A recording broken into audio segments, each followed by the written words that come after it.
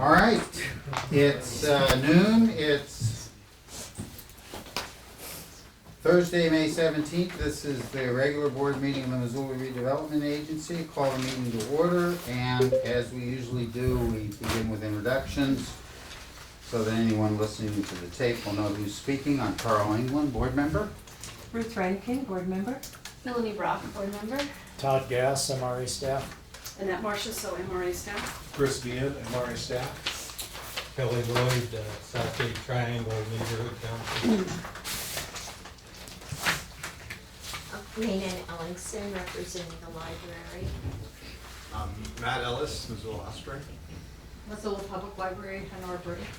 Patrick McGannon, Missoula Parks. Louis Miller, Dick Anderson Construction. Ben Dawson with the Missoula Area Central Labor Council.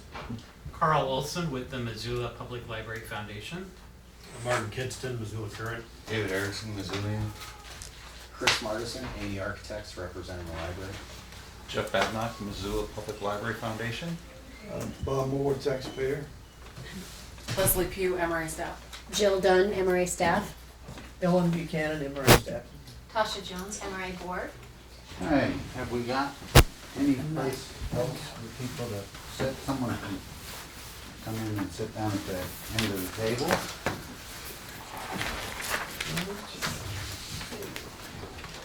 All right, we have some minutes from the April 19th, 2018 meeting. I have a correction. So my name and Emily Brock Bentley's name is inverted throughout. I think the only time I talked was on page 11. And anytime either of us talked is Brock Bentley, so that just needs to be fixed. Okay. Okay.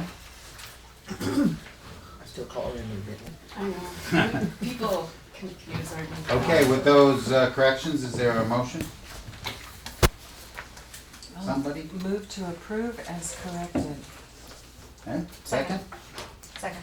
Any further discussion?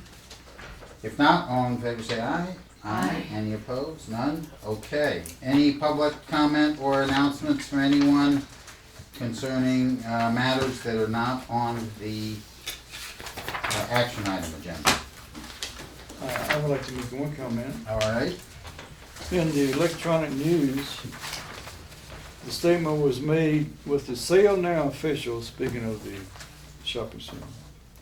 With the sale now official, Lambert said his firm will focus on developing multi-family housing in the Southgate neighborhood. And of course, as a new purchaser. My request is that the MRA notify the public as soon as they get any requests for this multi-family housing in the Southgate and from the purchaser of the Southgate Mall. Okay, any other public comments from anyone? If not, we'll turn to the action items. And Yes, and I want to make a motion, Mr. Ellis. I apologize to you in advance of this motion. I move that we table discussion on the Civic Stadium, so agenda item number 2, until the next meeting.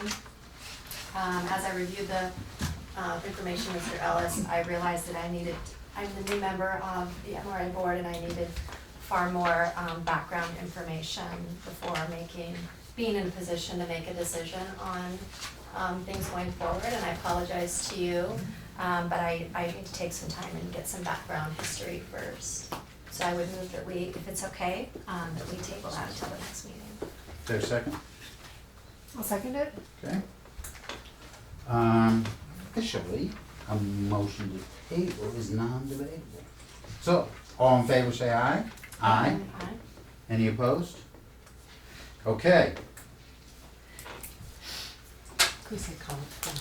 yes. I appreciate your thoughtfulness, Tasha. And Matt appreciates, Yeah.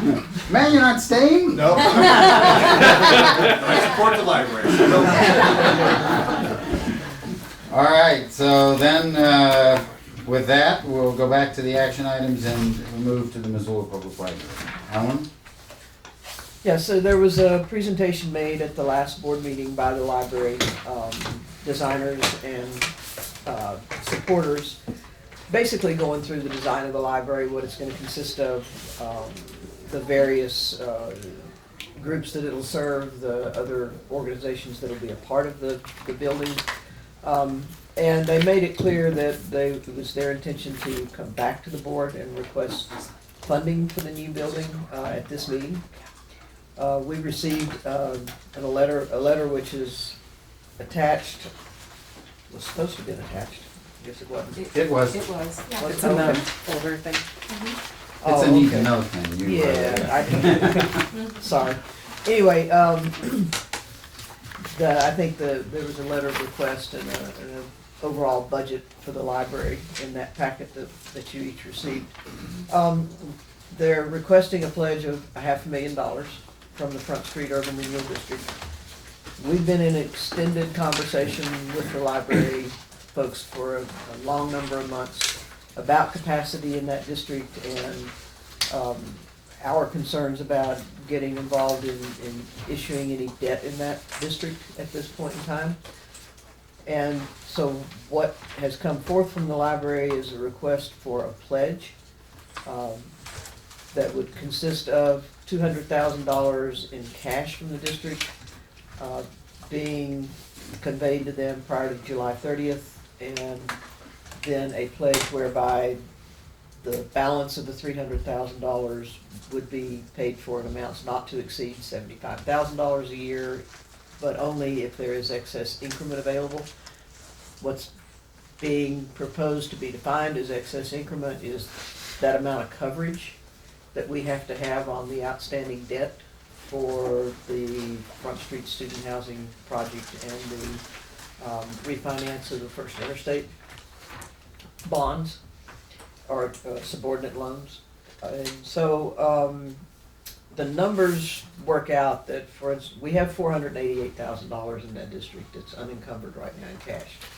That has accumulated over the life of that district by not spending all of the money that was received in any given year, and then it rolls over to the next year.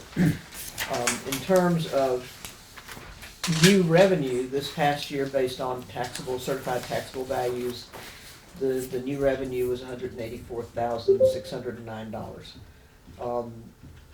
Once you back out that coverage, that 125 coverage, it's down to $101,583. So there's about $83,000 in coverage every year required for that debt that was issued in 2017. So the 75, certainly fits within that. But what's been made very clear by us, and I think by the administration, is that whatever agreements are entered into cannot be construed to be debt,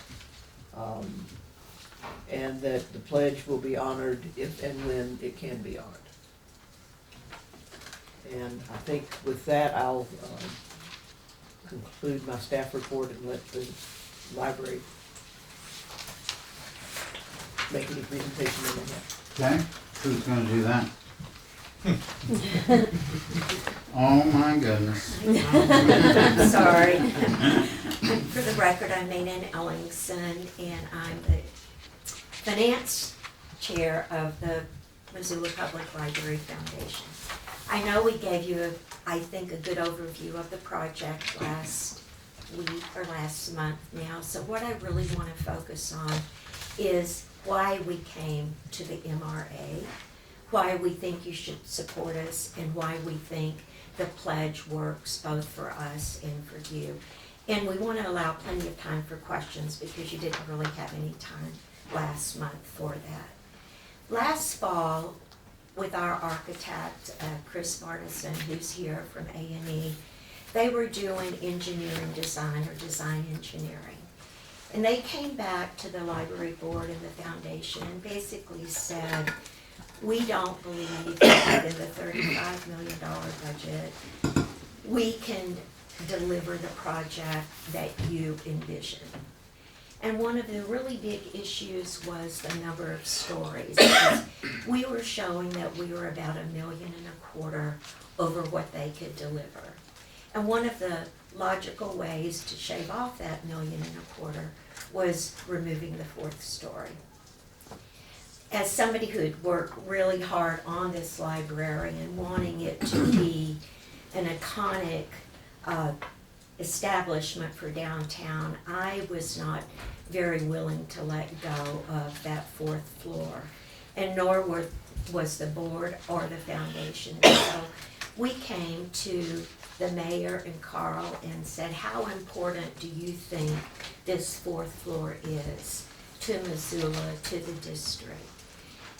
With encouragement from the mayor that he thought there might be some way to get some help from the MRA, we proceeded to try to design and build the fourth floor of this project. And we had to make the decision at that point about whether we could move on, because you've got to decide early on whether it's going to be 4 or 3 stories. And so after meeting with the mayor and Dale and in subsequent meetings with Ellen, we realized that the cash flow was tight in this district because of other commitments. We had originally came in and asked, well, the shortfall was $1,250,000. We looked at other ways to come up with some of that. Initially, we reduced our request to the MRA to $650,000, and now we're at $500,000. So really, we felt that in order to make the decision to go ahead with that fourth story, we needed to pursue some help from the MRA. So that's why we came to you. There had been conversations with Ellen and others about help for the library going back to 2014, but we started realizing that the money was tight, that there were previous commitments and so on that had a priority. But in looking at the numbers and the projections of excess increment and money that you have on hand, we felt that this was a reasonable ask and a reasonable participation by the MRA in what's going to be a $36.5 million downtown, what would we say, just an iconic landmark for downtown that's going to serve not only downtown Missoula, but the whole of Missoula County. Now, I've always heard that a good, let's see, is it a good defense is an offense, or is it a good offense? I don't know, but I'm going to hit something kind of head on because I think I get the gist of it. Because, there was an article in the paper yesterday about the MAM Art Park and presenting some problems for the city. And I want to just hit head on that if you make this pledge to us, that is all you need to do. You as neither the MRA or the city is going to be responsible, or we're not going to be looking to the city or the MRA for any money. And let me tell you why. First of all, the county is the party that will enter into the construction contract. Second, we have a financing and construction agreement with the county that requires that before they will allow the entering into the guaranteed maximum price contract, that we have to deposit the money with them that is necessary to complete the project. So that's why we are making sure we have the money before the contract is let. And if there are more questions about the budget, Chris can talk a little bit about that and the contingencies that we have built in. But we are absolutely committed, to not building more than we can pay for, but we really need your help to enable us to build the fourth floor on this library. So I'm going to sit down and let others speak, but we're happy to answer any questions. If you may, I'm going to come over here so I can speak to everyone. I'm not going to go into a great deal of depth in my remarks. Maynard took some of my thunder, the things that I wanted to talk about. In 1985, then Mayor Toole sent me a letter. I had just started directing the MRA. And he sent me a letter saying, don't spend a dime in Karis Park. Save the tax increment and give it to the developers. The MRA board didn't take that advice. And the benefits and dividends that that park has paid to the community show the wisdom of investing in public-related projects in a district. The Rome apartment complex, housing complex, the new hotel that's going in at the Merck, those facilities are going to sell themselves using our library. They're going to use pictures of our libraries to say to the guests and residents, this is why you should spend your money and live or reside here. And it's going to be because of our library. This is the most expensive public project undertaken in the downtown. More than the courthouse renovation, more than the city hall improvements, more than all of our parks put together. This is the most important public structure that's going to be built in our downtown in the foreseeable future. And I want to thank you in advance for what I expect will be your support of us. It's making an investment, a small investment, in a project that is going to bring dividends to Missoula County for the next 2 or 3 generations. So, thank you. Anyone else? So, thanks, Mr. Chairman. I'm happy to just weigh in briefly. You know, we've been clearly supportive of this project for a lot of reasons. Voters were clearly supportive of this project. And it is not like any other project that we do, whether it's an art park or a baseball stadium or you name it. There are always unexpected costs, and there are always consequences of those costs and choices that we have to make. In this case, as I hear over and over again from meeting to meeting, that we need more space for people to meet. Deleting the top floor of this facility as a function of a commitment to the community doesn't make a great deal of sense to me. This is a function of timing more than it is anything, in my opinion. If this request were to come 2 years from now, when we had more revenue in the district, the conversation would be much different. Fact of the matter is, the timing is what it is. This is the best vehicle I think we have moving forward. I have nothing but faith in the library that we're going to get a building that will matter to this community for a long time. And this relatively de minimis pledge today is, I think, perfectly reasonable. It's something that staff can live with. And I wouldn't be surprised if over time we can find some other ways to help. But in the meantime, today, this is what we got, and I hope you can support it. Okay, anybody else? All right, discussion. I have, may I? Okay. I'm glad the mayor's here. I'm leaving. No. Well, that makes the decision a lot easier. Here's the concern I have. When we approved the Front Street student housing project, we had some concerns from the neighborhood that we shouldn't do that because the neighborhood hadn't really planned for what would happen with that large of an influx of people.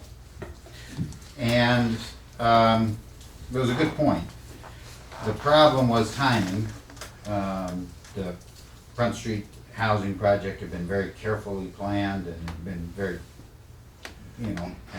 as that group of developers do. But unfortunately, at that point in time, materials costs were rising rapidly and they needed to get going or the thing would have failed. And at least informally, I felt that we made a commitment to the neighborhood that we would nonetheless help with planning for what happens as a result of the changes on Front Street. we haven't done that. We haven't done that not because we haven't done anything, but no one's really come forward and said, okay, here's how you can do this. We haven't done that yet. I feel personally like we made a commitment to do that. And what concerns me here is that we're leaving ourselves very short to be able to do that in the future if we make the pledge. So why shouldn't I be concerned? From my perspective, Carl, I think if you, if we're sitting in this room a year from now and we're looking at revenues generated by this district, there will be funding available not only to take care of this pledge, but I think there will be funding available to take care of those planning processes. Ellen and I have had those conversations. And we have a lot of opportunity down there, and some of it's project-based, frankly, around other activities that are happening in the district and our ability to capitalize on some of that activity to help pay for those planning efforts.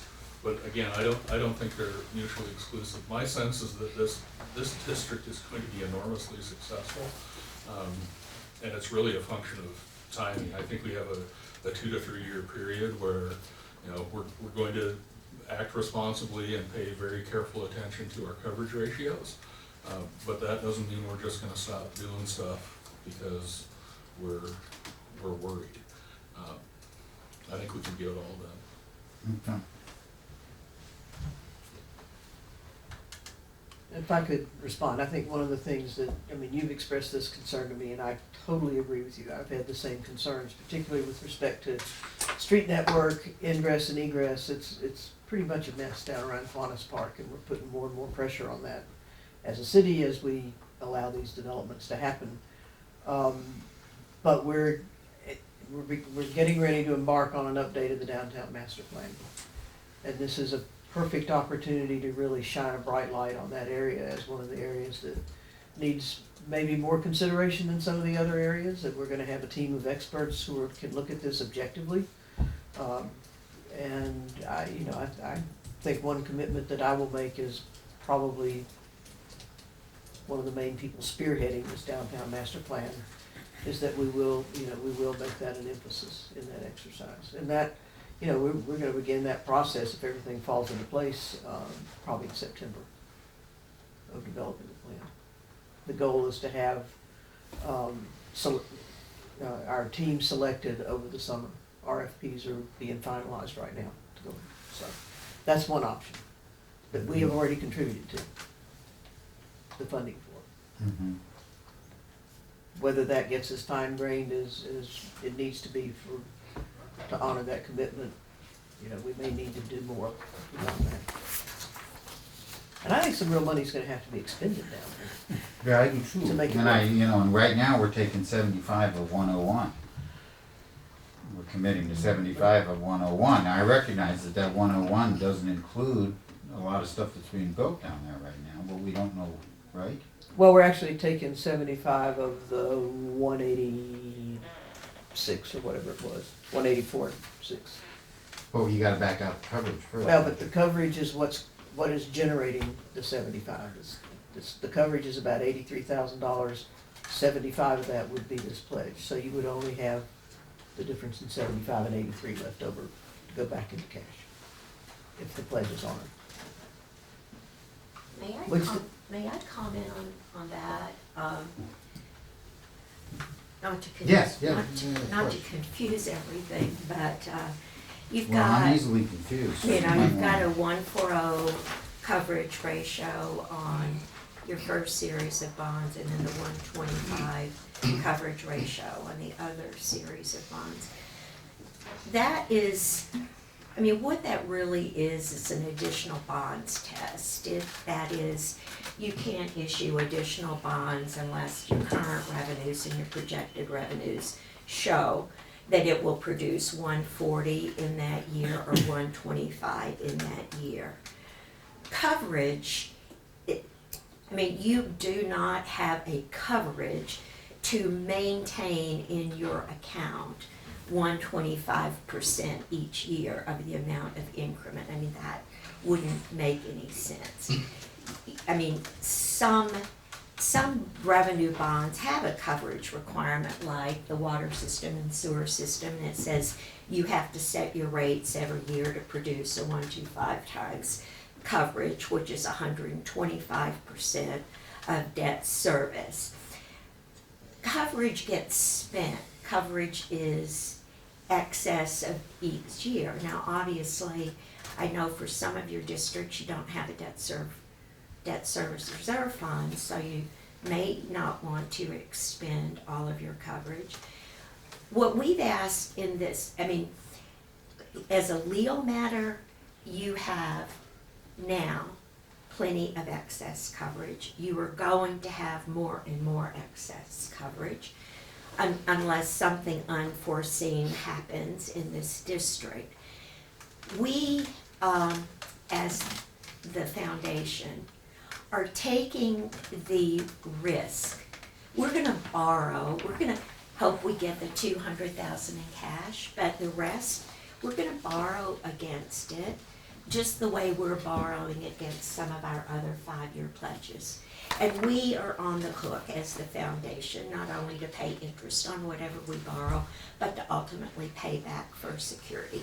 The way things are going now, we're not gonna have to borrow a lot of money because we've already raised, as you can see from your pie chart, $4 million. But we believe that over time, there will be plenty of increment.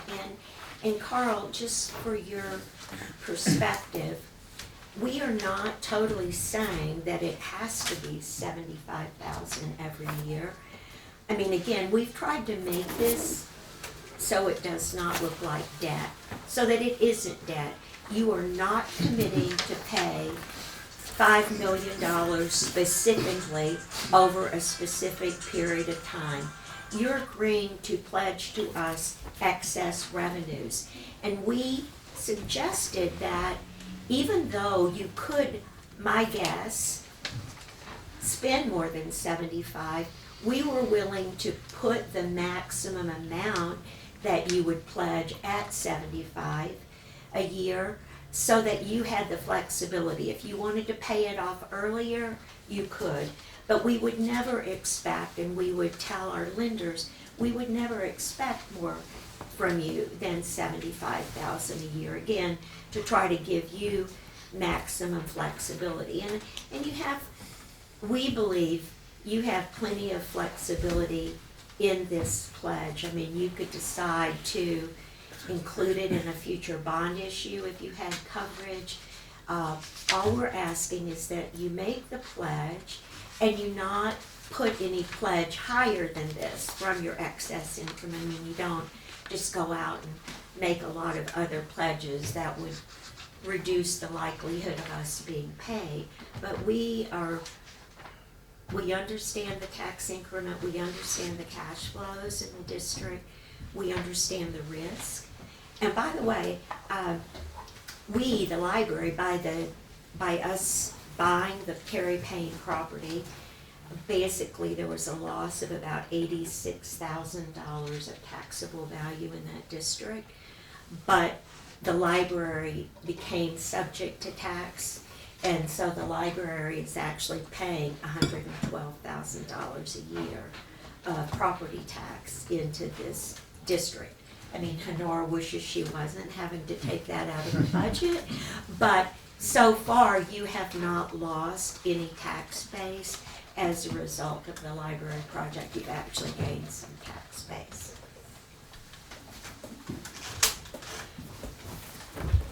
Yes. Are there any projects in development in this district that are meeting with you now that we might see in 6 months, 8 months, that we pulling from the same pot of money?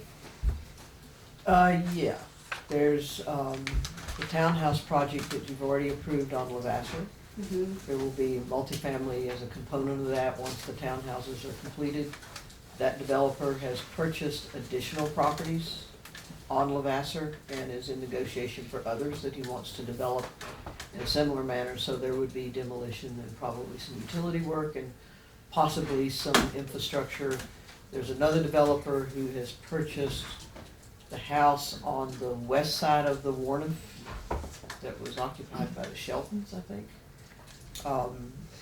He's trying to decide how he wants to develop that, and there's some access issues for that as well, so.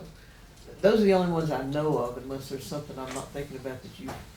I think there's always an ever-present sidewalk issue in that district that will probably come up from time to time from the neighborhood. It came up during the urban renewal plan, will be coming up, but there's nothing specific at this point. Right. And I've had conversations with our engineering department about how we're gonna deal with that area around Kiwanis, and I'm not sure that it's something that we will, deal with internally as opposed to bringing in some outside expertise to take a look at that. But there's no question in my mind that it'll ultimately involve some property acquisition. And you're confident for the next year while we start seeing the revenue being generated with the bigger projects that we are going to be solvent? We're gonna be all right here to approve this, or initial cash out? You know, I've looked at what the 2016 and 2017 property taxes were on both the Rome student housing project and on the MERC. Both went up. The MERC went up surprisingly more than I would have thought. Rome, not quite as much, but Rome, as of January 1 this year, was pretty far along in construction. So we'll see an increase there, and we'll no doubt, we'll obviously see an increase on the MERC. I think what I saw from 16 to 17 on the MERC had to have been in large part an increase in the valuation on the land. Because there wasn't that much building out of the ground last January. This January, there certainly was a lot of building out of the ground. So we've got those two. We've got the townhouses that are, I guess, nearing completion at this point. May, June. Yeah. So there'll be some value there in this year, and then the next year, all of that goes completely on the tax rolls. So, yeah, I see increases. Now, Rome and the MERC are tying up a lot of the revenue that they're generating in debt service, obviously. So that's the kind of balancing act. And then we don't know what's gonna happen with the current library site when Terry decides what he's gonna do with that. And Roan, with the parking agreement, it's a self-contained island, right, in the district? With the Not money going- legally, but it is. I mean, its revenue's being used to fund the debt service for that bond issue. Same thing will happen with the Merck Hotel. Thank you for that clarification. And there will be no revenue over and above that, you think? I mean, we've based all this on estimates, based on conversations between the developer and the Department of Revenue. Mhm. What happens at the end of the day is never precisely what you estimated. No, I understand. We sized the purchase of the parking based on what we thought was a reasonable Right, that's what I estimate on recall. revenue generation from student housing. Right. And it consumes it all unless it comes in at a higher valuation. The MERC is probably not gonna consume all of the tax increment that they generate for debt service. We think, because it's gonna value higher, because it's completely commercial, top to bottom. Right. Student housing is valued as residential. And again, Ellen, though, when you're saying they're consuming it all, it's still based on a 1.25 times coverage. Yes. So the bonding capacity, it's gonna still provide that coverage even though you're saying it consuming it all. To me, I include the coverage Yeah, in I what get it. is required for Yeah, a bond issue. yeah, So- I just kind of wanted Right. to make it clear that all of the increment wasn't being spent to pay the debts.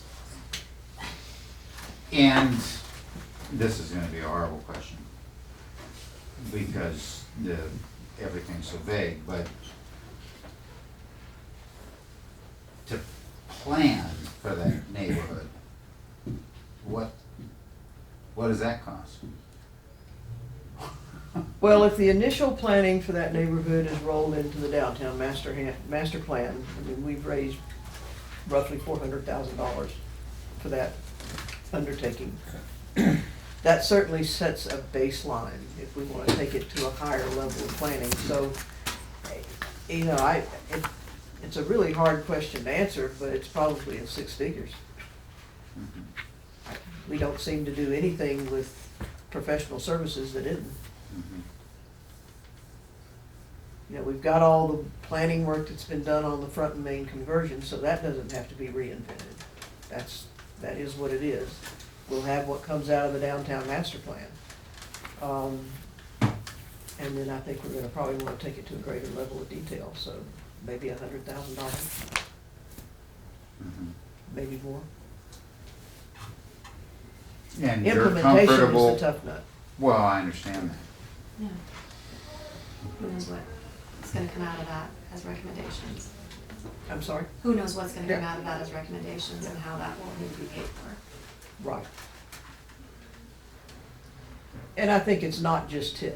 I mean, this is clearly being driven by growth in that area, which is why we have impact fees and, Yeah. if you can spend my money, I can spend yours. Exactly. And it turns out it's neither one of ours. That's what makes it so nice. So with regard to front and main conversion, we have identified some additional revenue, working with the Department of Transportation that we think holds tremendous promise for moving that project forward. Tolls? You're gonna do tolls? Only on the bridges. And would relieve the district of considerable burden around funding that project. Pretty hopeful that we're gonna be able to make something happen there. And the conversion to two-way on Front Street will definitely force the issue of how you get in and out of that neighborhood. On transportation purposes? Yes. Right, so then you have sort of the other piece of what I would envision, not that I know what I'm talking about, where you plan for that neighborhood is what's there, what's savable, what's not, what gets converted, what doesn't, how you do mixed kind of thing, how you avoid turning it into, an undesirable student slum kind of thing, or whatever you wanna call it. I mean, Be no turning it into. well, I mean, all of that is, right? Right. Am I, Oh, I think you're absolutely right. okay, so There are a lot you're of people saying that- that kind of work, you're comfortable that with that kind of analysis could go on with the existing revenues in the district even if we make this switch? Well, one of the things that was fairly prominent in the original downtown master plan, which I think will continue to be fairly prominent, what we call neighborhood protection zones. Okay. Understanding that this development and this pressure from the downtown impacts neighborhoods like East Pine and what wants to be saved down around Kiwanis and other areas. And so there's that layer, and then there's the transportation and infrastructure layer that both will address those concerns. Okay. And you're comfortable we have the resources? Well, Yeah, we've got we the do. resources to do the master plan Okay. update. That's step one. So the other question I have is, what does this look like? This pledge? It's not debt. I don't know. That's to be determined. And I've had conversations with, with our bond counsel, Dale, and the mayor and I have talked about it, and there seems, Dale feels strongly that there's a way to structure this, whatever agreement takes place between the city and the foundation or the county or whoever the entities are, can be structured in a way that is not construed to be debt. We do not want to do anything that adversely impacts our ability to issue additional debt. We know we're going to issue additional bonds for the MERC. We've already approved a dollar amount, we just haven't brought that to conclusion because they're still under construction, and the later we wait on that, the less we have to worry about capitalized interest and things like that, so. Mm-hmm. At the risk of putting words in Dale's mouth, my certified public accountant, I believe that we can have an agreement that simply pledges excess revenue. And excess revenue, that isn't a debt instrument. That's a promise that if we have extra money, we will insert that money into this project. But it doesn't, technically, it's not a debt instrument because ain't nobody coming back at us. There's no recourse here. Okay. Yes, and And is the, it's excess revenue to be determined by us, or is it excess revenue up to a maximum of 75? the way we drafted our request, is that, and we can, I mean, I've worked on this kind of language for over 6 months now, and I've got 35 years' experience of being a bond counsel, and I know we can structure something that would not constitute debt within the meaning of any bond covenant you have, or any resolution, or bond resolution, or state law. You're not making an unconditional promise to pay a dollar amount over a period of time. What we proposed was that you would agree to pledge up to $300,000, aside from the initial contribution, you would pledge up to $300,000 payable over a term until it was paid, basically, from excess tax increment. Excess tax increment, and at least in the language I proposed, was increment in excess of that needed to pay principal and interest on outstanding obligations of the MRA at this point, and then went on to say, and any additional bonds that are issued on a parity with any bonds that you have outstanding. So what that does, it doesn't hinder your ability to issue any additional parity debt. It gives us the comfort that you won't do anything to reduce coverage, that there's some expectation of being repaid.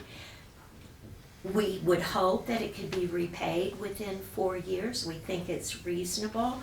We projected if you paid as much as $75,000 a year, it could be repaid over 4 years. You're not obligated to pay the $75,000 over the year. We have, Carl, help me right now, but we have $1.5 million in pledges payable over 4 years or 5 years. We know that we cannot sue the people who make those pledges. It's a pledge. There's no consideration. It's not like a bond where they're giving you the money, there's consideration, you have to turn around and pay it back. It's a pledge of excess revenues if you have them. I mean, and you have a bank who's comfortable with those pledges?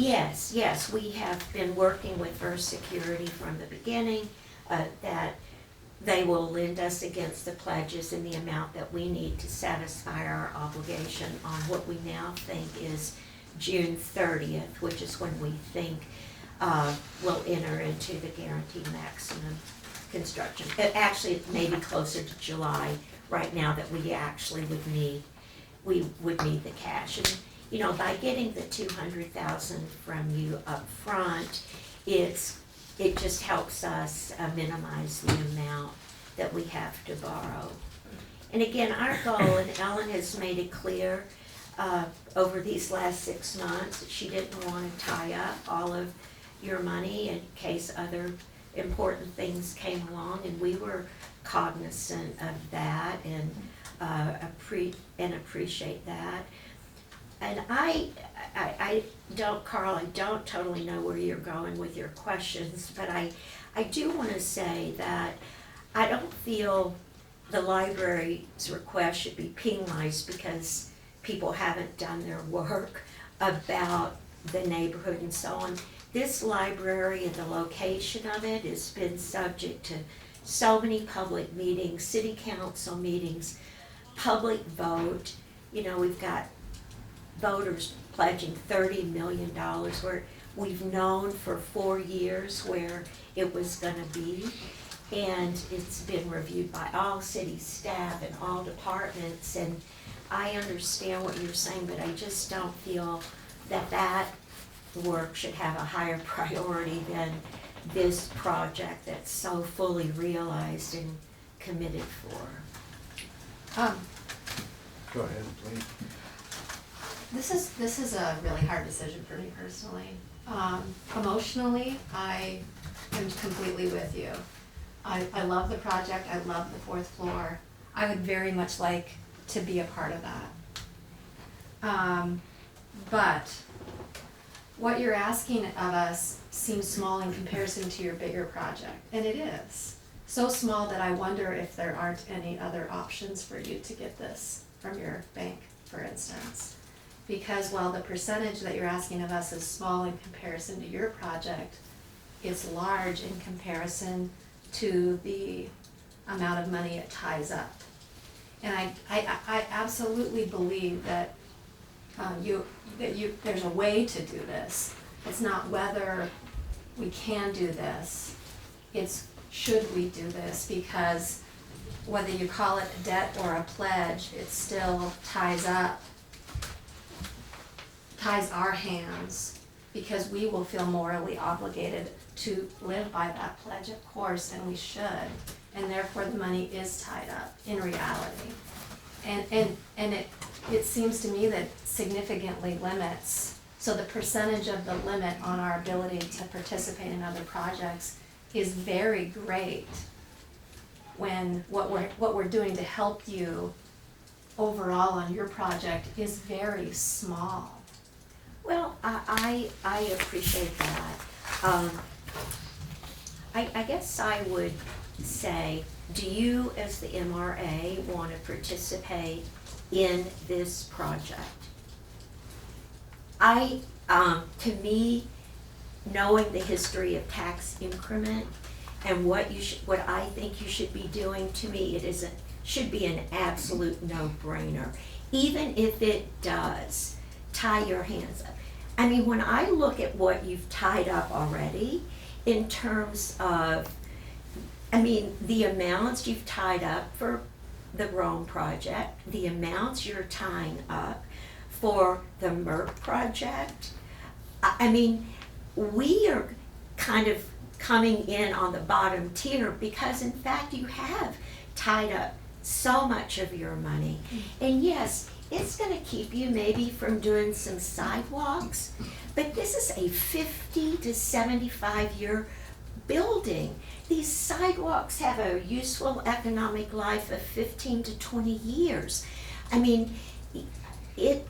Yes, it may tie up, but every decision you make ties your hands up.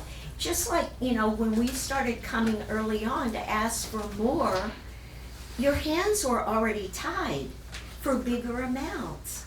So I would say I understand what you're saying, but I just can't imagine that this project isn't worthy enough that you would be willing to tie up $75,000 a year at the most for something like this. Plus the $200,000 in cash. Right, the $200,000 in cash up front, but there have been times where Ellen has said to us, we've got $250,000 sitting here. That's clearly your decision about how you want to handle this, but it would just actually break my heart if the MRA didn't use tax increment to support something with this long-term impact and vitality on downtown. And yes, I can probably give another year of my life to raising another $500,000, but I can tell you, would I rather have you give it to me so I can do something else with my life? Yeah, but I will if you won't. If I can make one other comment about the rectitude of MRA's involvement. If you go back to the essential reason why there is an urban renewal plan for this area is the elimination of blight. We have eliminated a block of blight. We are going to give you 4 block faces of new sidewalks. We're not going to come back and ask you for sidewalks This is not sidewalks that MRA will be asked to do in the future. We're doing them now as part of our project. It ticks off everything that MRA and this district was created to do. The plan was created to do this, and this project does it. So that's kind of why money is there. Moreover, the property in the district that is being assessed for our library bonds, who's getting that money? MRA is getting the money that's being assessed on property for the library bonds. Can I just ask one quick question? Did we pay for demolition? Didn't we do something in the beginning? No. Oh, I could have sworn I saw. No, nothing so far. That's good to bring up and remember. So I would tell the board, if this district were more flush and less encumbered, I would have advocated for more MRA investment in the project. As Jeff says, I think it checks all sorts of boxes. And this ask for me comes back to that but-for question, the Ellen Buchanan treatise, this is but-for money. And having had some experience with a variety of folks raising money for projects like this, to support voted bonds, I'm reasonably sure at least at one point I suggested to Maine Ann probably be a hell of a lot easier to try to knock on doors for another 6 years to get this money than to make this ask. But I value the effort that these folks have put in, and it's been a good faith effort. And I think if you look at the amount of money they've raised based on their commitment to get this project done, us stretching a little bit to figure this out it's a pretty light lift for me. Okay. Well, any other? Yeah, I have Yes. questions about timing. Ruth, are you here?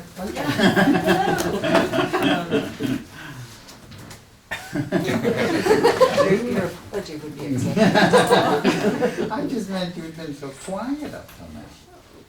Because I've been so loud, right? Apology is offered. Thank you, accepted. A question about timing, where when you came last month and said that, well, your capital campaign chart says you need 900,000 by September 18. The motion or the recommendation here is for 200,000 before July 30th, and you mentioned the end of June. And I thought all of that, correct me if I'm wrong, if I'm remembering correctly, that that was the county requiring you to have a certain amount of cash. So they're okay with, like, only having a certain amount by a certain date. We have let me try to, a lot of the dates are floating around, and some of them are still not etched in concrete because we really don't know when we're gonna enter into the guaranteed maximum price contract. What we know by virtue of our agreement with the county, which was just reiterated today, we have to deposit with them prior to the time that they will authorize the execution of the guaranteed maximum price contract and the sale of the bonds, an amount that is equal to the total project budget at that time. We expect that is going to be the end of July, right, Chris? Guaranteed maximum price should be in our hands by the end of June. By the end of June. But the bond, so we've got 30 days after that, they will sell the bond. So it's gonna all come together at a time that's still a little fuzzy to me in terms of what the actual date will be. But before they will authorize the execution of that contract and commit to do the work, we have to deposit with them X amount of money, which is the amount equivalent to that contract. And maybe, let me just see if I can clarify. So, we know, and we are constantly talking to the bank that, let's say we've got $3.5 million on hand, and if we get 200, if we can count on 200,000 from you in cash, then we will go to First Security and we will borrow the rest of the money that we need to deposit with them on that day. Now, we also have the option, and we are hoping, that things will work out, that everything we need and want in this project, we can have for that amount of money. But we are going to also have a couple of add-ons over here, things we've already had to let go of because we just know we can't afford it. But we're gonna have those over there. For example, we've had to let go of a beautiful monumental wall in the library, cause it's like, what is the cost of it, 500,000. 500. We just, no, it was nice, we can't. If somebody drops some additional money on us during this project, that's gonna be over here and we can add that on later. Ellen, I think I'm right in that we asked for the 200,000 this year, for this deposit, and then that the annual payment wouldn't begin until next fiscal year. So this would be 2018, and that there wouldn't be an obligation to making anything on the pledge until 2019.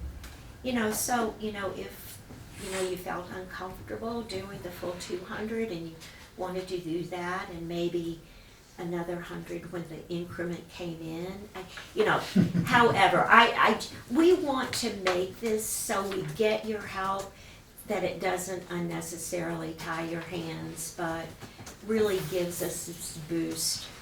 I mean, getting a $500,000 boost for you guys right now would just do wonders for us. Anything else? Yes. Because also on your pie chart, it shows that you're short by 900,000, so if the MRA pledged 200 and then we have or if we gave 200 and we had an additional $300,000 pledge, you would still be looking to raise some additional funds or borrow that to get started, or how does that Oh, work? we're still working. I mean, believe you me, yes. So you may be working for another year or so No, anyway. no, well, no, I know. No, I'm handing in my resume. No. In that case, you're not getting the money. Oh, no. We are still out there working. We're still asking for pledges. We've got some requests out that we haven't heard back from. But we are confident. I mean, I wouldn't, without your pledge, it'll be an uphill climb. With your pledge, we're gonna make this. I mean, we really are gonna make it. We just haven't there are not as many of us working as I wish there were, but we are getting so few turndowns. People want to participate and help us with this project. Not everybody, though, has as much money as you guys do. Even though you don't think you have much, over the long term, it's gonna be a lot. Okay, anything else? I had one more question. If we say yes, is it possible that cost overruns when you get into the details of the project would eliminate the fourth floor? Chris, I will have you. With the guaranteed maximum price, this includes the fourth floor. The guaranteed maximum price also includes a construction contingency, so the project is not gonna go over what is being guaranteed in June 30th. Okay. I mean, it is a fixed price. If the contractor misbid something, that's his issue. It's not our fault, not our problem. And it's our a fixed goal. price for 4 floors. Yes. Oh, Okay. So would you expect the whatever amount of cash to be, would you expect this deal to be consummated before, if it's approved, before you get that guaranteed maximum price? What, the deal with you? Yes. I mean, it could be in and around the same time. I mean, I guess I know that I'm gonna need something in writing when I go to First Security. I'm gonna go, we're gonna meet with First Security next week. I mean, I would hope that we could get something in writing that was agreeable to everybody within 30 days of this meeting. So, but I guess I wonder what happens if, in fact, your GMP comes in $500,000, $700,000 over what you're anticipating, and you really do have to think about that fourth floor again. We cannot do that. That's just Well- not, we will have to cut other things. We cannot, we made this decision on faith. I mean, they've spent the last 7 months now designing the fourth floor. We would lose so much time. We would have to re-engineer everything. We cannot go back and not do the fourth floor. We will have to cut other things out, and we'll have to cut different kinds of, have a lesser grade of furniture, or have a change in floor finishes, or Sidewalks. something. No, we're not. Oh, yeah, no. But no, the redesign now to go back to a third floor, and that's why you came to the mayor last November. We as a foundation, we had to make this decision in good faith. Can we try to raise this extra money to do the fourth floor? We're committed to the fourth floor. We're committed, and we'll have to just lose other things at this point if we don't get your help. Anything else? I guess a question for you, if there's some language that you're thinking of for a pledge versus. Well, I think the language of the, I wasn't proposing to write it. No. I just wanted to know I was just curious what they thought it would look like. Because it can't be debt. We're not gonna Right. approve anything that's Right. debt, right? The motion that we've been presented with Said that there will be an agreement that does does not not constitute constitute debt. debt. And it has to be written so that you're comfortable signing it. Yeah, well, you asked the people to bring over things for me to sign, how carefully I review them. So if there's an Excel spreadsheet attached, Right, then you. There will be multiple sets of eyes on I'm any sure. agreement. right, I mean, I think the only, I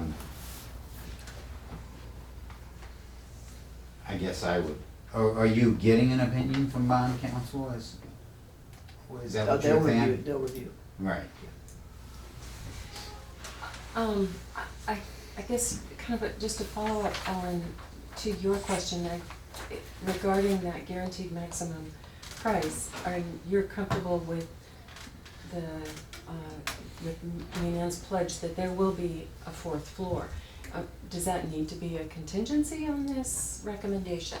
How comfortable are you with their? Well, I think there could be a contingency that just says that contingent upon the guaranteed maximum price coming in at a level that will construct a library. I don't think we are worried about what the floor finishes Right. are, or what the quality of Right. the furniture is. I mean, we are, but that's not our Right. business at this point. And if they can't get it down to the GMP, then they're not gonna build the library right now, I assume. That's right. The project has to hit our budget, and if it doesn't, we go back to the drawing board. Or go back out with your hand out. We're not doing it. More because it's a fundraising. guaranteed maximum. No, I price. mean more fundraising. Yep. But I don't know how long that's gonna be guaranteed for, probably 30 days. Yeah, bid. Yeah. Yeah. So I think there can be a contingency in there, if that's more comfortable. I don't think that's very onerous. I personally don't think we should put that specific a contingency, contingent on the Related to the fourth Yeah, floor, I mean, but what about a contingency related to the guaranteed maximum price being sufficient to construct the library? I'm fine with that. Yeah, I think that's fine. Yeah, no, I I think. mean, the library is defined right now as So- 4 floors. But do you think it's In effect, that- necessary to have that? Well, it would mean that if things go off the rails, they gotta come back to us to discuss this again, and I'm fine with that. I mean, I think if things change, then maybe our. Right, that I change. think is the point. If Yeah. it goes, and So, that's true. yeah. If it goes off the rails, Yeah, we're, no, I. we're not on the hook for. Right. I support that, Yeah. yes. Does that make sense, man? You're not on the hook for what? Money. You mean like for the whole? The bid comes in high. So I missed a little bit of that, but I think, of course, the Right, that's entering right. into a guaranteed maximum construction price contract for this library is totally an okay consideration or condition, absolutely. Right, okay. Are you figuring out where to put that in? I hope so. because Yes, I'm trying to figure We're all out. looking at you right now. Because the next question I is am, there a o- motion? open to recommendations on how to phrase that. So is there anything else from anybody? If not, then I guess, are we ready for, is there a motion? I really am looking for. Yeah, a I think you recommendation would on wanna how to put, phrase that. you'd wanna put it early in the motion, because, to make sure that, you know, the $200,000 payment is clearly tied to that, so I would say you start with the condition. You know, Okay. you want me to do this? Okay. So, No, I'll make the motion if you wanna help with the language. I would just put it appreciate up here, right here, Okay. that we move condition upon that, and then say the rest of it. I think that would be the clearest way to say So that. conditioned on the general maximum price contract being sufficient to start building, To build. guarantee To build, maximum period. price. Guaranteed maximum. Guaranteed. guaranteed maximum. That it would be sufficient to build the library. Well, really, Is that, how are you, It's not how are you sufficient, thinking? is the it? condition Sufficient should along probably with- be Right. that there's sufficient money Well, to right. honor the guaranteed Right, that's really, right, construction. Yeah, I mean, that really is right. the key, I think, what It's you're not that trying the to bid get is at. Okay, sufficient. so, Yeah, right. That it's sufficiently low. Why don't you, I mean, in our agreement with the county, our financing agreement, they basically say they will not allow us to enter into the guaranteed maximum price contract unless we can deposit with them a sufficient amount of money to complete it. Is there some way you could just kind of tie the motion into that? Yes, Mm-hmm. that's exactly what we're trying to do. Okay, Yep. yeah, Exactly, yeah, yeah. okay. Yep, so would it be conditioned on sufficient funds being available to enter the guaranteed maximum price contract? We move for, I That would think, be- I think that's it, isn't it? Okay, All right, Okay. should I just do it? yes. Okay. Is there a motion? There's a motion, Oh, all how right. surprising. I move the board approve a contribution of $500,000 to the library foundation, conditioned upon sufficient funds being available to enter the guaranteed maximum price contract, to be paid by a $200,000 payment out of existing uncommitted cash in the Front Street Urban Renewal District prior to July 30th, 2018, and direct staff to work with the foundation and board council to create a pledge. I'm sorry, did I say something? It's a bond. Bond council, excuse me, bond council, to create a pledge for the balance of $300,000 that does not constitute debt, and authorize the chair to sign the pledge agreement. Okay, the only question I have is, do we want to include, do we need to include the maximum Yeah, annual? I wondered about that too. I think that'll be part of the pledge agreement, I think it would. but it can be reflected in here as well. Yeah, I mean, you're gonna have some sort of legal instrument that'll occur. I mean, we can make this motion longer and we can memorialize the pledge would not exceed $75,000 annually of excess income. Okay. Wherever you wanna work that in. I was getting too many words, but obviously I didn't have enough. you wanna work it in, or, I mean, are we satisfied? I mean, it's going to have to, I'm not gonna sign it unless it's consistent with the, representations that we're making this here today, which is that the amount will not exceed $75,000. Well, what I if think you, I'd like to see that. so what if you, to create a pledge for the balance of $300,000, comma, the maximum amount of which will not exceed, $75,000 in any year, Per year. per year, comma, That does that not does not constitute. constitute debt. Okay. Question, is that if a year that you want to pay it all off though, would that hinder us if that's the wording? No. No, it's the Okay. pledge. Just the pledge word, okay, Right. great. We may be able to get this to Right. them. I mean, we can Um, certainly work language into the pledge agreement that That Right. provides some flexibility. So, first thing, Leslie, Yes, do you have that? yep, I think Okay. so. And is that your motion? Friendly amendment accepted. Okay, and did someone second It has not been it? seconded So yet. does someone want to second I it? will second that. Okay. I had another question. I think I would ask that before you ask me to sign it, that we circulate any draft to the board electronically, and you guys look at it. The motion? No, Oh, the pledge pledge agreement. agreement, yeah. If you could look at it and give me your thoughts. Usually something of this as we bring back.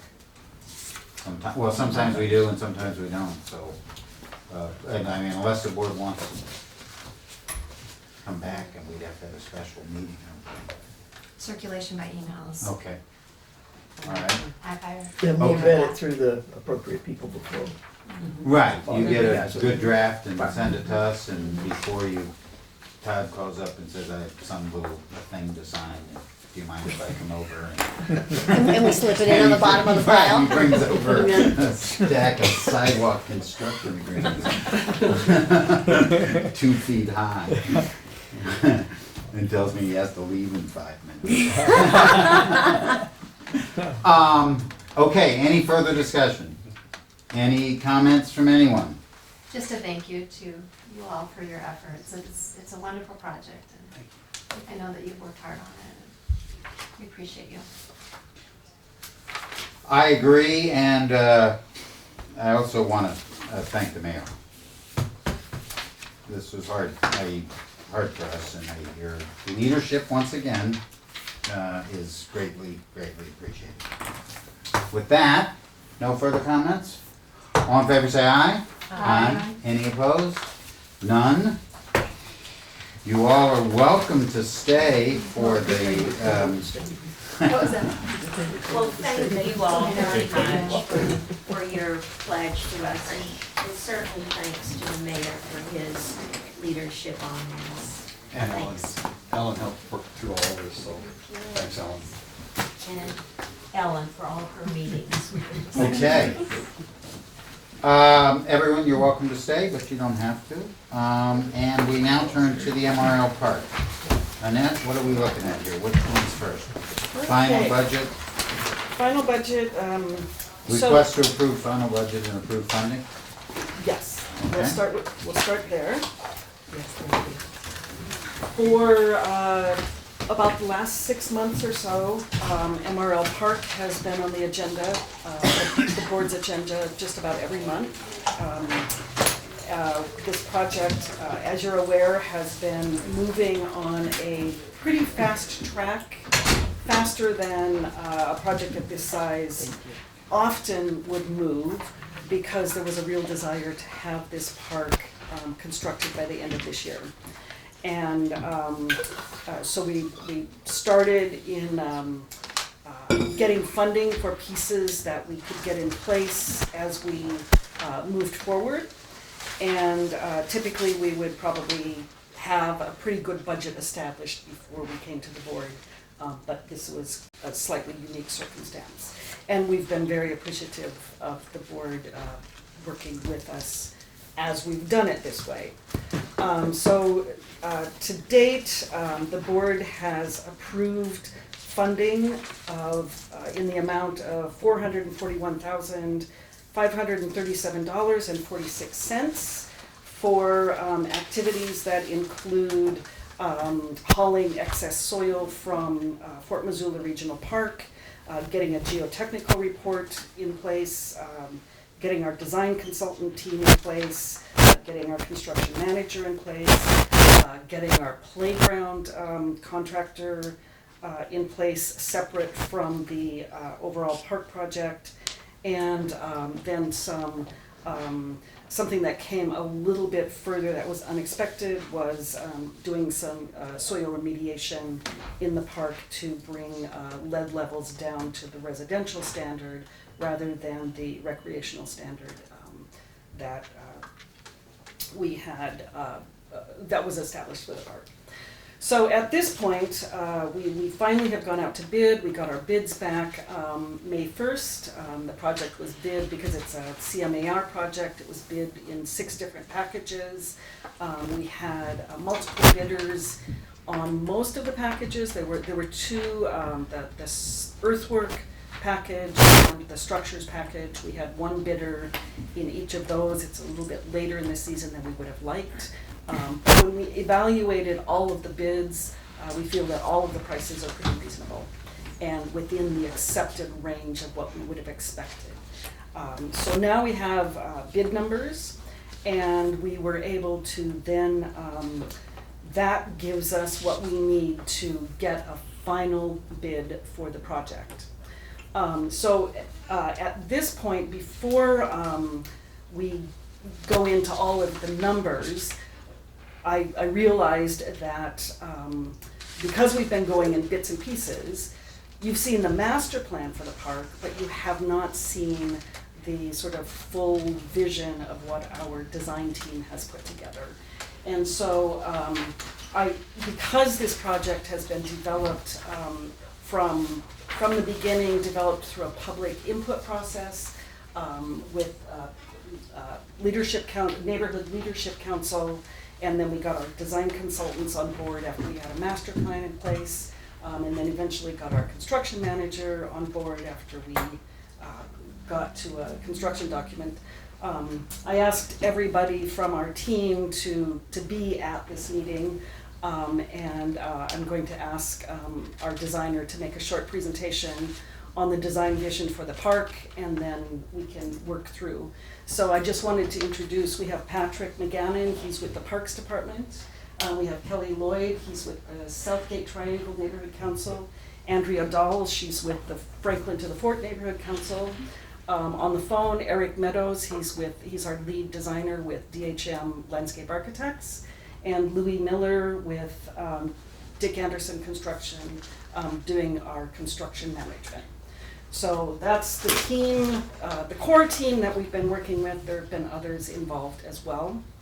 And at this point, Eric, I'm assuming you're still on the phone with us? I am here. Can you hear me? Wonderful, yes. Have you enjoyed the last hour and 15 minutes? Yeah, I've been tuning in and out. It sounds complex, I guess. Certainly. So just before I turn it over to Eric for a second, I just want to preface the presentation that Eric's going to give. As you're aware, the property for this park was made available to the city by Montana Rail Link at a greatly reduced price, which could be viewed as a donation to the community. And it allows us to finish the Bitterroot Trail, which Todd is just about to finish in a month, and to construct a neighborhood park in the neighborhood that is sorely lacking in neighborhood parks.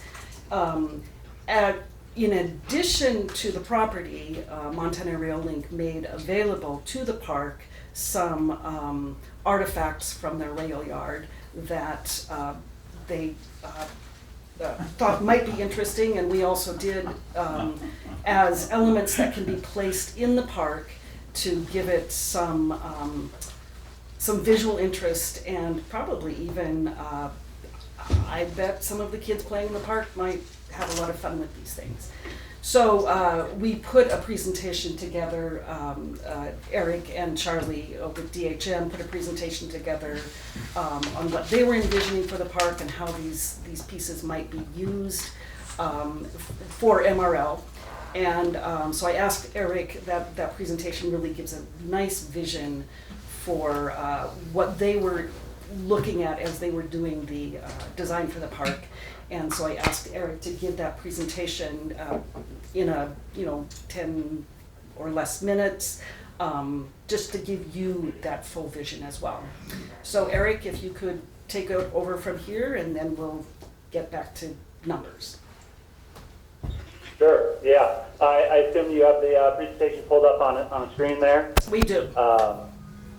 Okay, great, super. Yeah, as Annette mentioned, it's a real exciting time, kind of transitioning from kind of design, documentation, drawing phase into construction. So yes, I think we put this together just to provide kind of a design update and also kind of a little bit of a narrative or kind of process related insight into how we've arrived at the current design. When we came on board, this is the master plan, and we were real excited to learn that this was a kind of community-driven program in terms of parks, working with the community to get feedback directly from them in terms of establishing program like the dog park, a large open lawn space, just to name a couple, and just start learning about Montana Rail Link as this partner. So we started to think about this as kind of this Venn, three-circle Venn diagram between the parks, having kind of making sure it's an operable, maintainable park. The neighborhood is rooted kind of in a neighborhood program that they'll fully support and take pride and ownership in. And certainly then Montana Rail Link as kind of this third-party partner, especially when it came to thinking about the rail artifacts. And the integration of the rail artifacts into the park really led us to start thinking about railroads and how that might, become this kind of overlying kind of organizing principle for the park at large.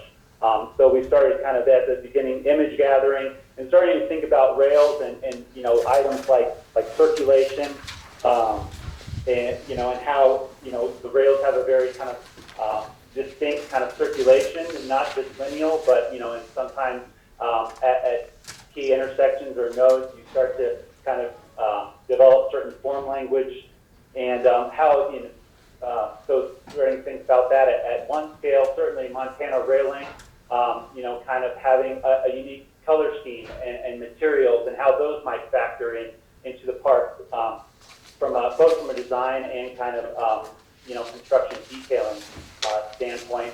And then certainly looking at kind of at a smaller scale, kind of the artifacts, rails having, and railroads having very iconic and unique kind of artifacts, from kind of the truss systems to kind of old kind of signal switches, and so started to think about how, again, how the rail could start to provide kind of an organizing principle for as we push forward the design and started to document that from a construction documentation standpoint. And might get that, I'll come back to that, but highlighting kind of circulation, I guess, for one, and looking, remembering back to those images that we were looking at, and started to kind of look at and started to organize the park into kind of these, having two primary circulation pathways, the sidewalk along Johnson Street, and of course the Bitterroot Ranch Trail, and then kind of what we started to think about is kind of an internal park specific kind of circulation, and starting to think about kind of issues like scale, kind of at a community level, and then at a park level, and then kind of at a more kind of site-specific level. Kind of using those also to start to direct and help facilitate kind of the placement of some of these artifacts. So I'll go back to this slide here. This is basically kind of an update, up-to-date current site plan of where we're at, and the drawings that were bid just recently. Still holding on to a lot of the primary program from the dog park, a multi-use sports park, open play area, of course the community garden, and a children's play area,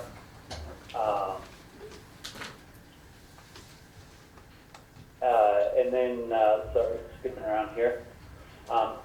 Zooming in just real briefly into the community garden, kind of the what we're calling kind of the park terminal plaza, is a critical junction along Johnson Street and how and Central Avenue Trail, and starting to think about that this is kind of again using kind of some of that the rail circulation and how that kind of started to drive some of the form.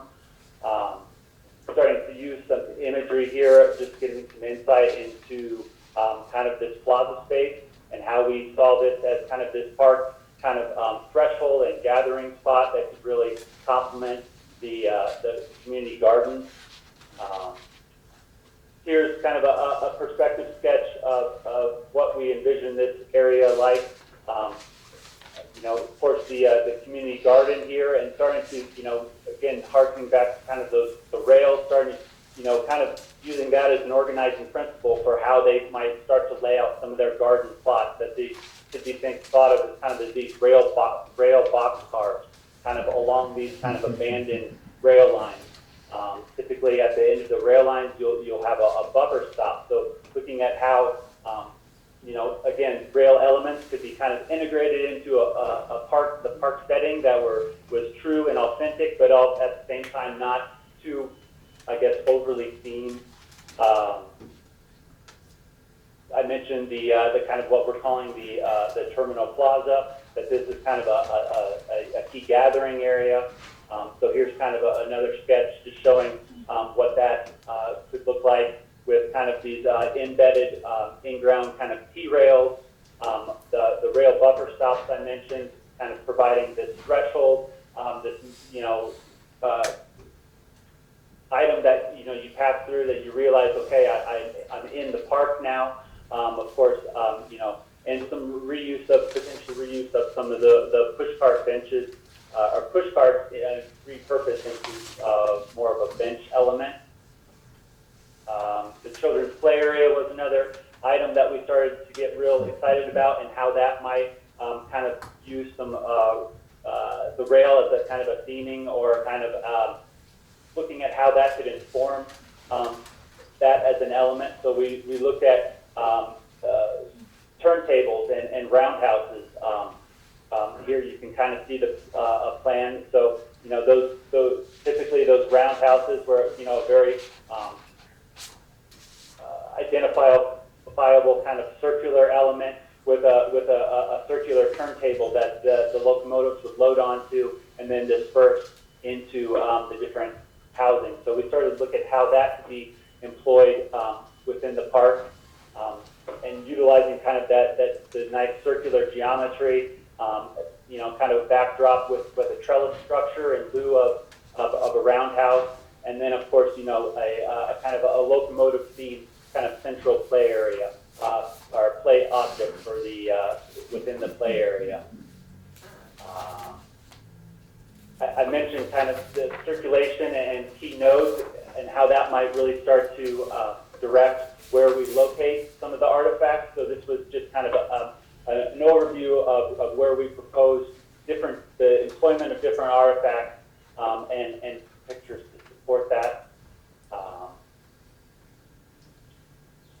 And lastly, just another visual of what that might, you know, park entrance might look like from South Avenue coming up Bitterroot Trail, as one would enter into it. So overall, we're real excited about where we've come to date, and we're hoping that this can provide, you know, the neighborhood with a real unique, iconic park experience that also, you know, again, from a programmatic standpoint, really accomplishes some of the driving components.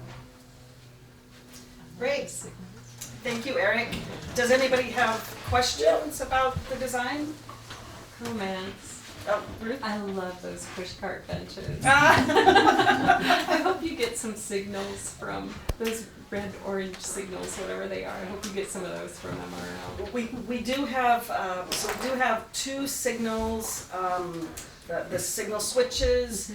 We have it's not exactly as shown in this sketch, but we have a cantilevered, a large cantilevered piece like that, which will be located at the South Avenue and Johnson Street intersection. They have donated the small signal house, which is number 2 on this. We are fabricating. They don't have buffer stops. They use a different, I think they just have earthen berms, but we are fabricating buffer stops. So those are what have been donated so far from MRL, which we're very appreciative of. The track carts, number 4 on this diagram, MRL loves their track carts, and they were not willing to donate any of them to us. But we do know, they have them fabricated locally, and we do know where they are fabricated.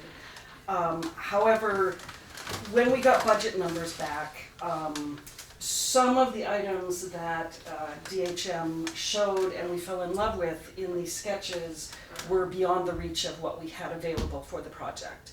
So we bid the project with in bid packages with alternates, and we all sat down and evaluated everything and selected alternates that we felt were essential to the park and essentially to the infrastructure of the park, with the vision that there are some pieces that if we do have money left over we could add, or if we aren't able to add at this point, could be added at some point in the future. So the pushcart benches are in that category. Unfortunately, right now, in the category of if we can save enough money during construction, might be able to get maybe not 5, but 3. Or they could come in, if you will, a future phase in the project. Or they could maybe conceivably come from Friends of the Parks or That's right, something like that's that. right. There's the potential for that If the opportunity neighborhoods as well. could That's right. approach Friends of the Park or something. That's right. I have another question. Yes. The community gardens, is Garden City Harvest gonna be managing the community gardens? They are. Garden City Harvest is taking over, they've been sort of a part of our team as well. They will take over, I guess, not ownership, but management, long-term management. And as a cost-cutting measure, they have agreed to do, so the park project will provide fencing and preparation of the site, getting water spigots in the appropriate locations, and then they will come in and they will build all of the beds. They will build their garden shed, and they will put together whatever else they need to make it happen. So, any other questions, comments from the board? Sure. Not so quiet this time. So my husband and I rode our bikes out past there the other day, and it's just exciting even to see big dirt piles and know that something is going to happen there. Really. And so he was asking me what the MRA was expecting to spend on this and what we had already spent or committed. And when I told him that the price for this property was $2 million and that it's 12 acres, that it also includes the rest of all that property that's north of there, he was amazed that we are getting this for $3.80 a square foot. Which is just incredible, and so I just have to comment again on what an amazing gift this is from MRL and appreciate that this is happening. Yes. Well, one of the things that's fun is that the principals at MRL are really excited about this. They love the artifacts, they love the design. I mean, it's just don't want to give up a track card. Yes, Would they move? Would they move? No, the track carts, they would not. Was it because the lawyer in me is saying, don't let them. I was gonna say, I'll sign them up right now. I would Go love Cardinals. this. Yeah. Yes, the first thing that came to my mind was the push me, pull you cards. But DHM came up with a better idea of making them benches that, I would love to see them move, but knowing that we will have a lot of children in this park, Yes. everything will be locked down and not movable. Yeah, all the components, we'll have to do some, like the switch stand, we'll weld it shut, so it's not gonna be operable type thing, too many pinch points and Yeah. things of that nature that we have to account for. And pieces that should not be climbed on, for instance, the cantilevered signal truss, we will make it so that people cannot climb to the top and do all sorts of nefarious things. And that's not necessarily kids, as we saw at the art park. Absolutely. It is a college town. Okay, so. Okay, so, back to business. So once we received bids and we sat down and evaluated what we thought were the necessary alternates to accept, we looked at the project bids put us above the $1.5 million initial budget that was established for this project. And we looked at every possible way that we could reduce that number. We took, for instance, the furnishings out of the bid price and made an agreement with the Parks Department that the Parks Department will build the furnishings, and then we essentially purchased the furnishings from the Parks Department, which saved us about $20,000. And the furnishings that the Parks Department will put together are quite similar to what we would have purchased. They just may not go in until next spring. Another cost savings was with the bike racks. Initially, we were going to purchase some bike racks that were a little stylized, a similar type of rack that's being used at Fort Missoula. And a substantial, well, it was about $5,000, no, less than that, about $3,000 cost savings. We're working with the bike ped department to fabricate the city standard bike racks that we see all over the city. And in addition to that, the bike ped department has pledged $800 to the project toward the purchase of bike racks, so that was another cost savings for us. So when all of that was said and done, we still found ourselves about $230,000 above the $1.5 million budget. Ellen and I sat down and talked through that, and Ellen felt that there were some opportunities to find some extra funding, and maybe I'll let Ellen just speak to how she worked the magic on that. Well, primarily what I've done is I've taken all the front-end costs for the purchase of the property, the due diligence, the legal fees for getting the closing done, the survey work we had to do on the front end to get a certificate of survey and get our Alta work done. And cost of issuance on the bonds, which I had some assumptions about, because we will bond this ultimately soon, I hope. And I've just said the district will pay for those things. So what will come out of the bond issue is the cost of the park, as identified here. The district will be reimbursed for the purchase of the land. The district will be reimbursed for all the design fees that we've paid to date on both this and on the trail project, because all that's coming out of cash right now. And what we're gonna end up with is a $5 million bond issue that will get purchase, park, trail, and I've incorporated the trails on the fairgrounds that you approved previously, so it doesn't make sense to issue a separate bond issue for that. And it comes to just under $5 million, so. Signal? That's part of the trail. Oh, okay. Yeah. You call that as part of the. Where you cross South Avenue? Yeah. Yeah, that's part of the trail cross. Oh, okay.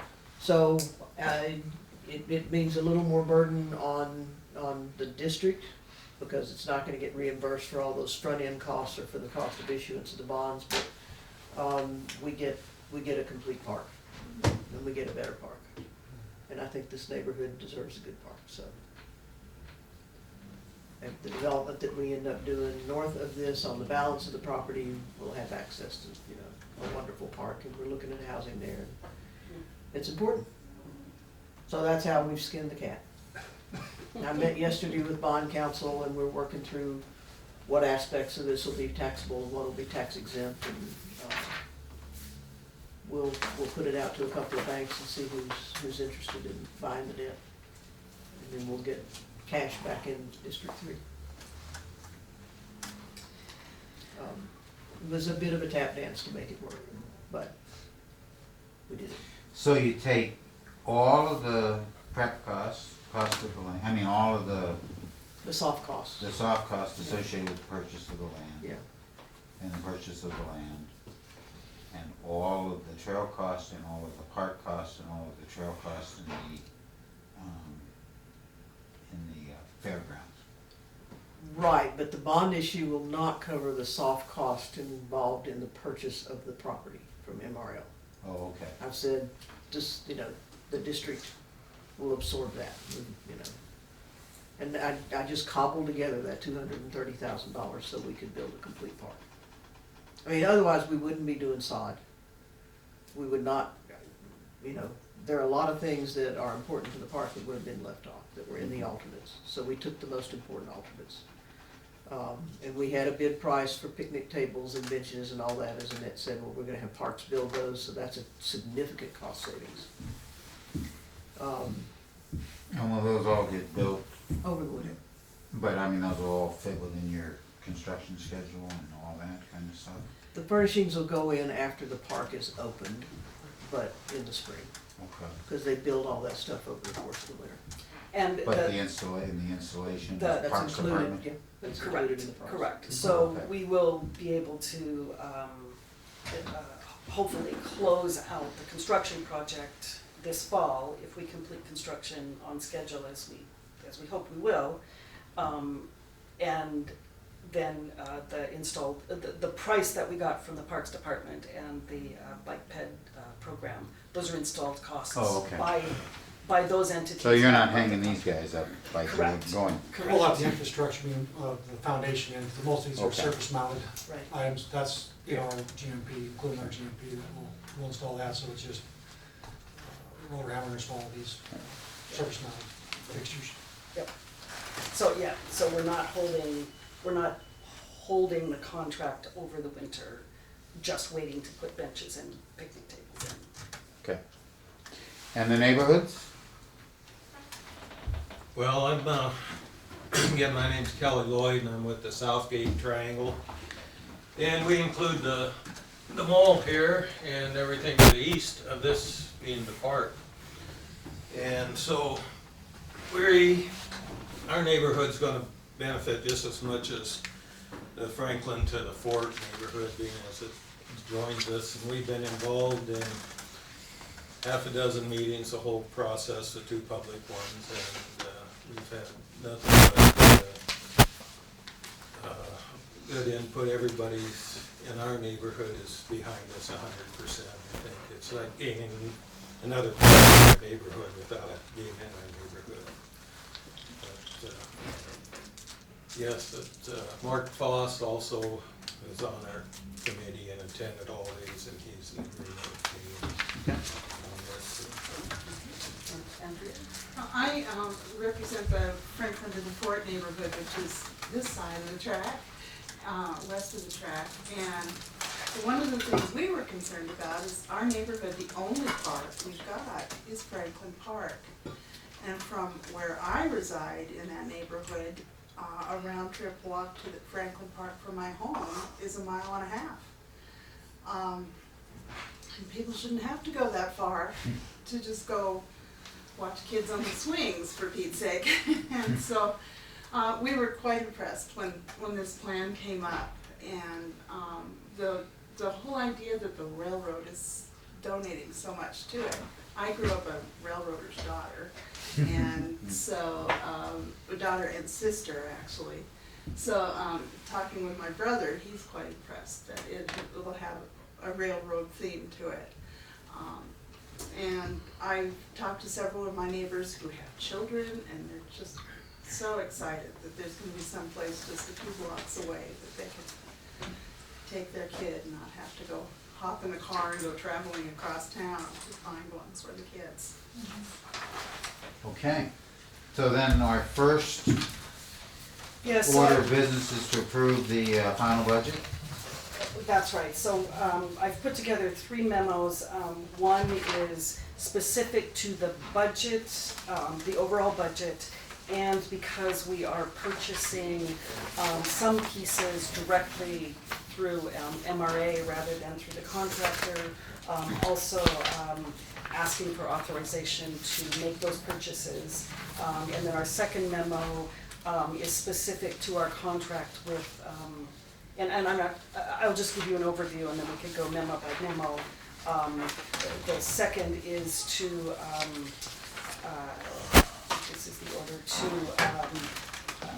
accept our guaranteed maximum price for park construction from Dick Anderson Construction, based on the bids that we got in and the alternates that I was talking about. And then the third request is for adding construction inspection services to DHM's contract for it's termed owner quality assurance inspection during construction. And we did not originally have that included in DHM's contract because we weren't sure what the scope of the full scope of the project would be. And now that we know that, we can put that all together. All right. Well, let's do these in order. We've got, I guess the first one is the recommendation for the final budget of 1.730270. Any questions on that from anybody? So we have a motion on that? Yes. I'll move that we approve the final budget for Montana Rail Link Park in the amount of $1,730,270. Okay, is there a second? Second it? Okay, any discussion? Additional discussion? Any public comment from anyone? Anything? Thank you. We haven't voted yet. But I think you see where this is going. All in favor say aye. Aye. Any opposed? None. Okay. The second one deals with the furnishings. Is there any questions on that? If not, is there a motion on that, please?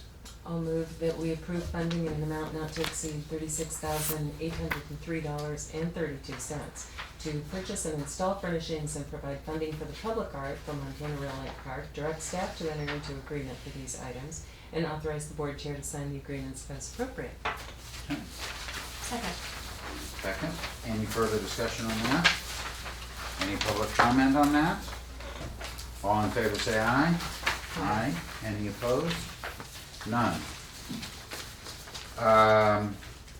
Is the next one the request to amend contract with Dick Anderson? Yes. Okay. So this, oh, we've got 2 on this one too, also. We've got some unexpected costs in the soil remediation. Does anybody have any questions on that? The memo, I think, explained that very well. You ran into having to handle it twice. Well, twice because of the Republic Services requirements on what's went to the landfill. And then we had 2 cells, one that we had to go additional 6 inches deeper, or both of them had to go 6 inches deeper. One went to the landfill and one went to the on-site repository. I'm not, For the sampling. okay, I'm not looking for fault, but I just, in this whole sort of, the environmental engineer says we have to do X and then the landfill says we have to do Y, is that just what happens, or Chris, is that? That's just what happens. It's just I what wish I had a happens. better answer for you. But it does seem like that we kind of walk blindly, trying to hold on to our checkbook as much as we can on these things.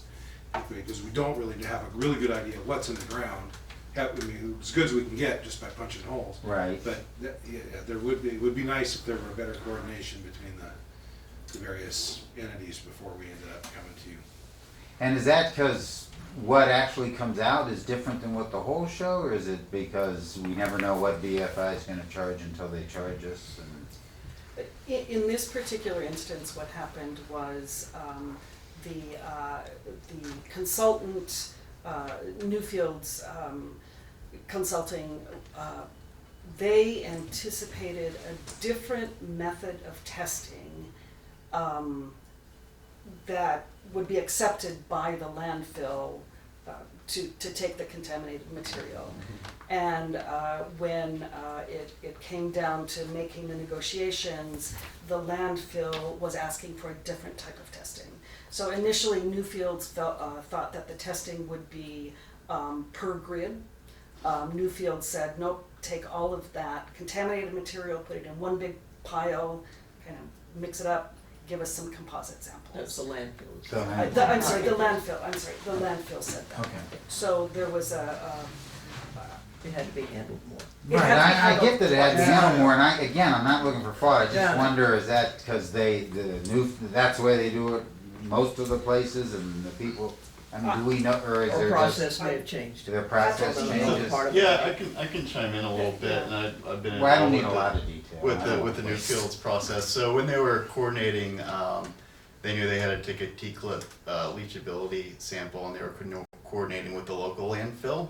Well, when they submit the soil profile for final approval, it goes up the Republic corporate chain. So the guys in Seattle say, yeah, we need a T-clip, but we need a different type of T-clip. So that's basically what happened there. Okay, just curious. All right, anyway, any other questions on the, Where's the lawyers? what? We can blame the lawyers Yeah, usually. I would put him in a really scientist. All right, now we don't need it, we have enough. Any more questions on the change of $7,200? If not, is there a motion? I move that the board approve amending Dick Anderson Construction's GMP number 1 in the amount not to exceed $7,265.23 for unexpected soil remediation activities and authorize the board chair to sign the contract amendment. Second? I'll second. Any further discussion? Any public comments? All in favor say aye. Aye. Any opposed? None. All right, the second one is to amend approving the construction contract, correct? Yes, so there's the second amendment, so we, when we established a contract with Dick Anderson, initially it was for pre-construction services, and then as we get our guaranteed maximum prices, those become amendments to the initial construction, or the initial contract. This GMP number 2 is for construction services in the park. GMP number 1 was for soil remediation. So this is. If you recall from when we asked for that GMP number 1, if we would've waited to do it all one time, there's a very good chance you would've got the park solid this year, or seeded for carry it next year. By doing an early work package and getting that soil remediation out of the way, we have a heck of a better chance of having that park opened up in our folks. Okay. Any other questions from anyone on this one? If not, is there a motion? I'll move to approve amending Dick Anderson Construction's contract in an amount not to exceed $1,206,931.07 to include their GMP number 2 proposal for MRL Park construction and authorize the board chair to sign GMP number 2. Okay. Second? I'll second. Okay. Any further discussion? Any public comments?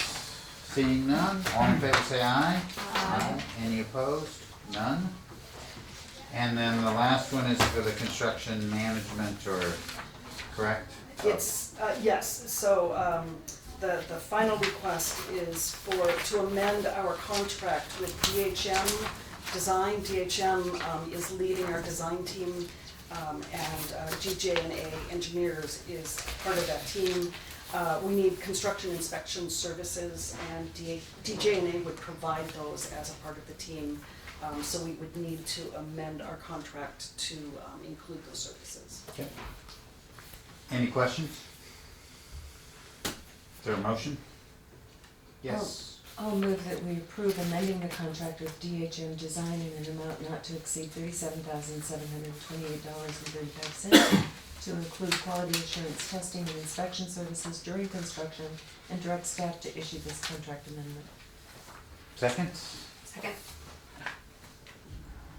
Any additional comments? Any public comments? All in favor of the motion, say aye. Aye. Any opposed? None. You move to the restroom real quick. Okay. So one she's still thing- on? Eric, you're still on? I am, yes. Thank you. For a you. wonderful design. Yes. And all of you for design and, It's been a full team effort, and I think we have a fabulous team put together, and we're really excited about it. and in advance for your good work. Okay? I would like to add, because I don't want to lose track of this, I think it's really great that we also get more crossings across the railroad track Yes. as a result of this. So it really Yes. does provide a neighborhood connectivity that has not been there. And That's right. I still want to lose track of how important that is. Kudos to MRL, they've been very, very Absolutely. generous, not just with the land purchase, but with the easements. Well, and again, to the leadership in the city for not giving up. This has been almost as long as the baseball stadium.